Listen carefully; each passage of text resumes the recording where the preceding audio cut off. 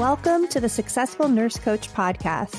On this podcast, Laura and Shelby, both board-certified nurse coaches, show you how to make as much money as you want in private practice as a nurse coach.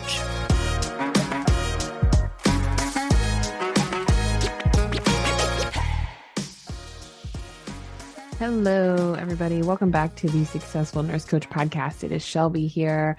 Today, I am recording on a Saturday.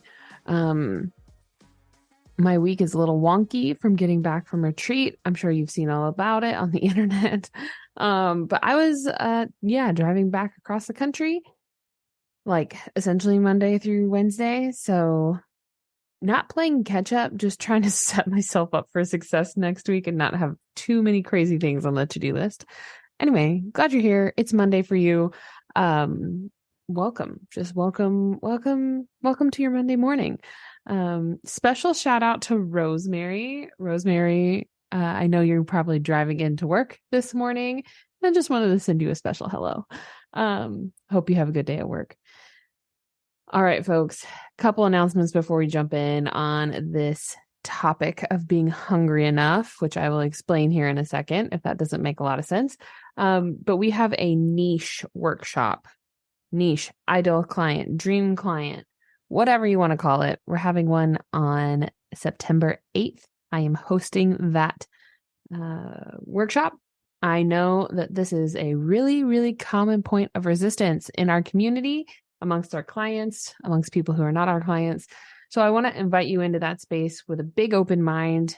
And even if you don't, I'm using air quotes, want a niche, we'll talk about that too. But I invite you to come. We're going to workshop.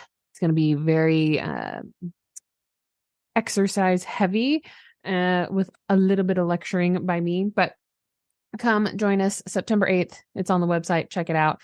And then also too, if you are thinking about mentorship, you're on the fence, you want to get more information, call times, etc., reach out. Now's the time. We are filling up quickly. We have a big cohort starting in January. We talk about January energy all the time.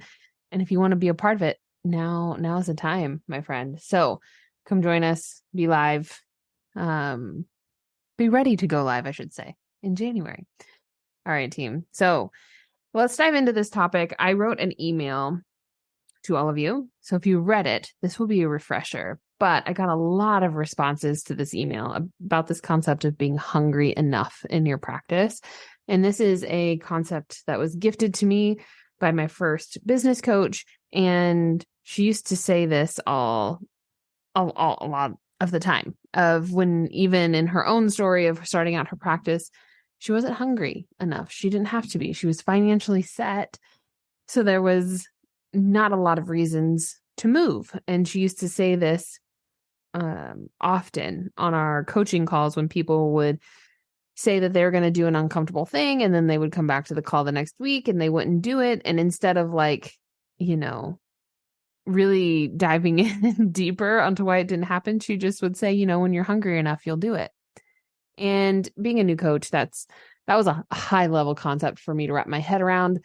And just after hearing her say it over and over and over again, it finally started to sink in to where when you are uncomfortable enough, when you are hungry enough, or the potential of going hungry is on your radar, that you will do the uncomfortable things. So it doesn't actually benefit you all of the time to be too comfortable in your practice.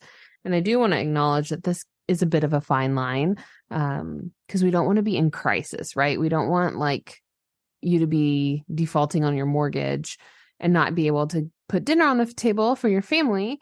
However, if you are already a millionaire, it's going to be really challenging to do things that push you outside your comfort zone because all of your needs are met and you can do anything that you want all the time. So I want to be present with that too when I'm talking about this topic of we definitely don't want to be in crisis to create, because that's a challenge. And then also it's a challenge to be so abundant financially that you don't have to move. So also this came up a lot on the retreat too, of how do we create hunger if you are financially set and you don't have to like things are fine. And you are aware that like you can always grow. And here's kind of like my hot take on all of that is that if you are financially set, like that's cool. You don't actually have to do anything, right? Like you can live life as is, and that will be totally okay.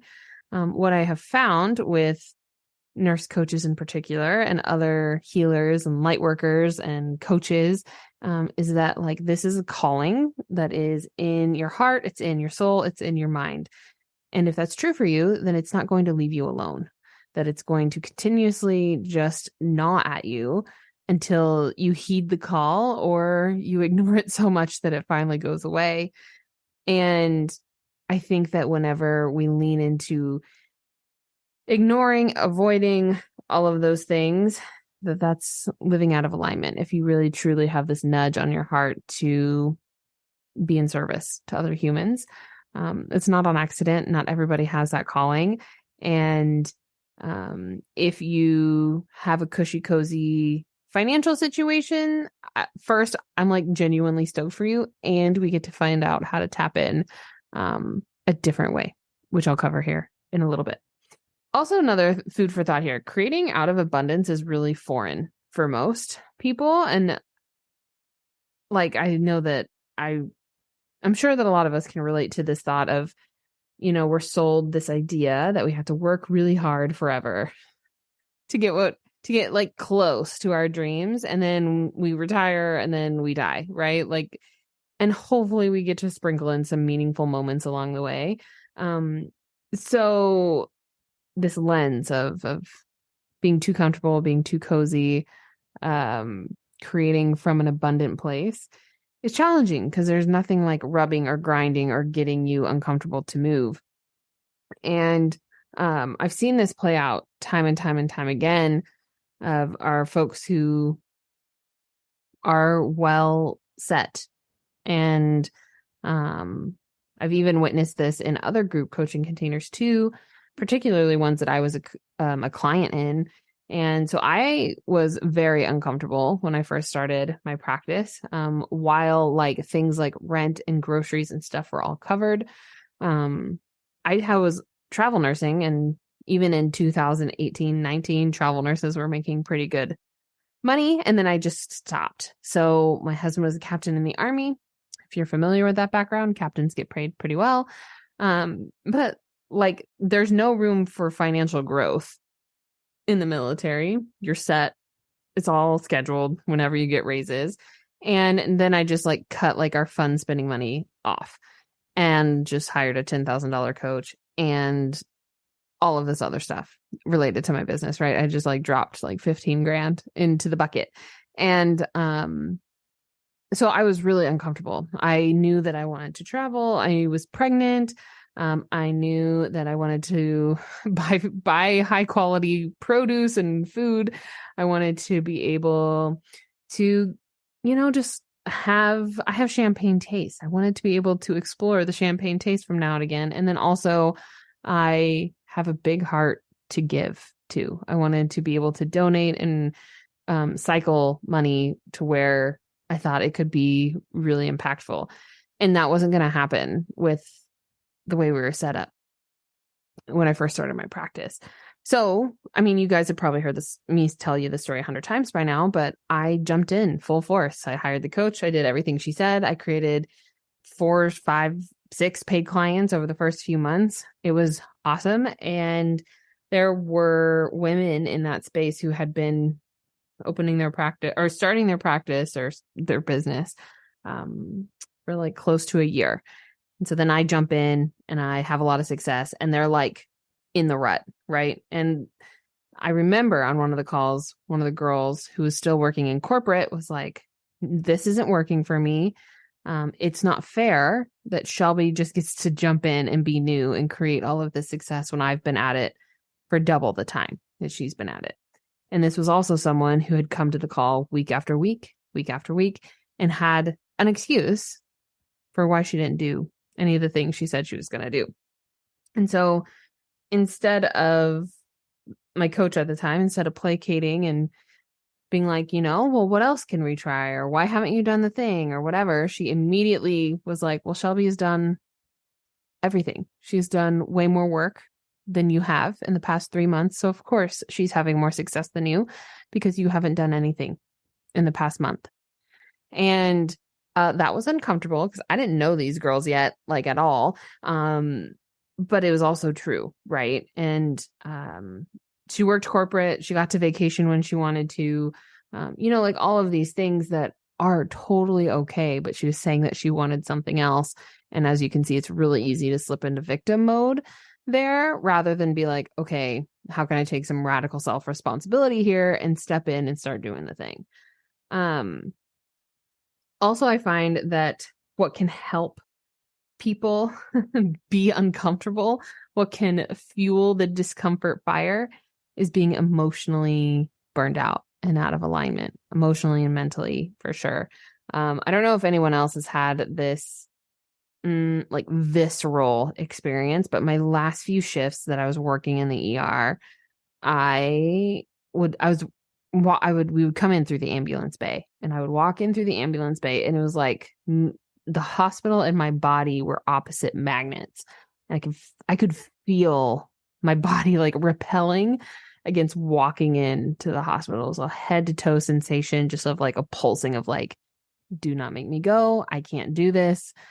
I really actually don't know how I'm going to get through this shift because I am scraping the bottom of the barrel. I am so tired. I'm so fatigued. It is so crazy here. And like looking back, being more somatic aware now, I was completely bypassing the boundaries. My body was like actually kicking and screaming. I could feel it.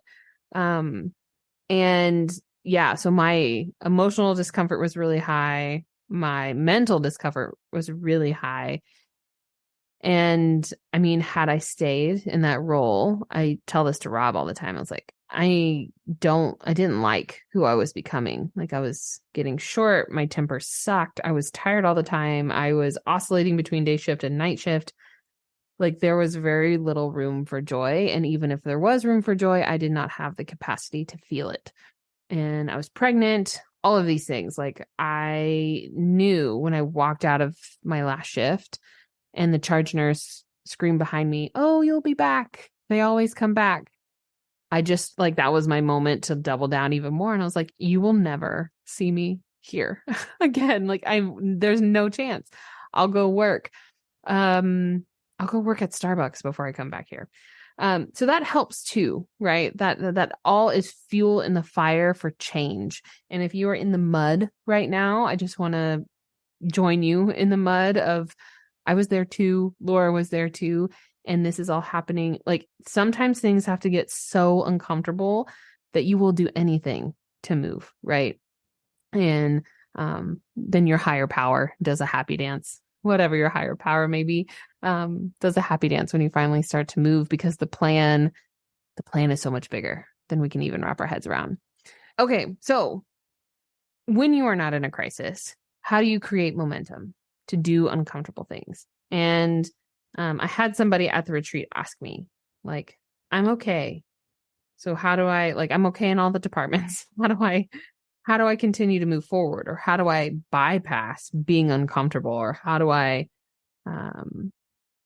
create this hunger if it's just like not the season that I'm in?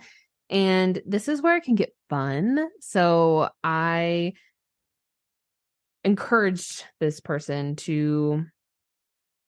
you have to be really in touch with your purpose and your why. And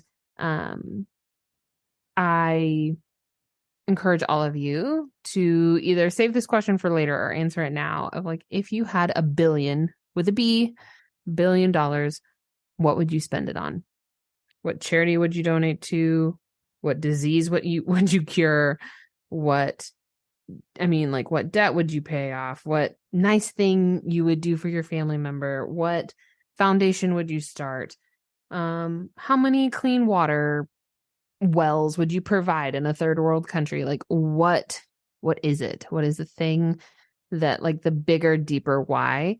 And you have to be very, very connected to that. So if vision boards are your thing, if watching content around your vision is your thing, if being plugged in to other foundations that are doing what you want to do, whatever it is. You have to be really like connected with your purpose. So write it out, connect with it daily.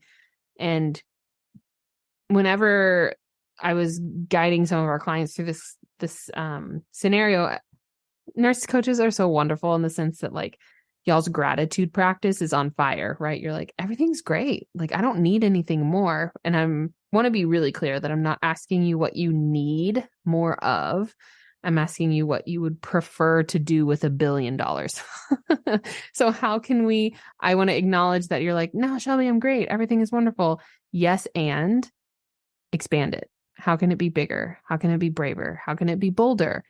Like, money can solve most problems on the planet. Okay. So if you were in charge of $1 billion, if you were the steward of $1 billion, where would it go? What would you fund? What problem would you make easier for other people? And this is where I think the real power of like shifting healthcare and empowering nurses, like nurses are inherently beautiful and good souls. So how can we like actually follow through on these really, really big visions that we have? And if you're getting hung up on the $1 billion thing, just like let it go. Let it go for now. Let it go for 5 minutes. We'll figure out the details later. You're likely not going to earn that whole $1 billion, right? And even if we got really close, it would still be really epic. So that is my question for all of you to ponder today is, are you too comfortable? Are you hungry? If you are hungry and uncomfortable, congratulations. You have a fuel source for your fuel tank to do crazy things. And if you are not, what is your purpose? I would love to know. Please come in the Facebook group and own it, be witnessed in it. And yeah, we would love to hear about it. So I hope that this episode was just like something to chew on. I'm realizing that that's my style of like, here's a concept. I'm going to throw it out to the group, chew on it for a little bit, see how it lands, and let me know. I know a lot of you already responded to this email that I sent out, and I really appreciate it. Those are so much fun. Those emails come directly back to me and Laura, so we are responding back to you. It comes to us. If you are like, what the heck, Shelby? I want to be on these secret emails. Join our email list. You can do that on our website. I would say that we have a strategy behind email. We don't. We just talk about things that we're passionate about. We talk about coaching. We talk about life stuff, all the things. So if you want to get the first eyes on the emails, join our list. That's not a thing, but it is now. All right, team. Come find us in the Facebook group, The Successful Nurse Coaches. Let me know what your purpose is. Let me know if you're uncomfortable. I'm going to give you a hug either way. And we have our niche workshop September 8th. And yeah, if you're thinking about the mentorship, got questions, anything, shoot us a message. We're here for you. And we will see you on the next one. Bye, team.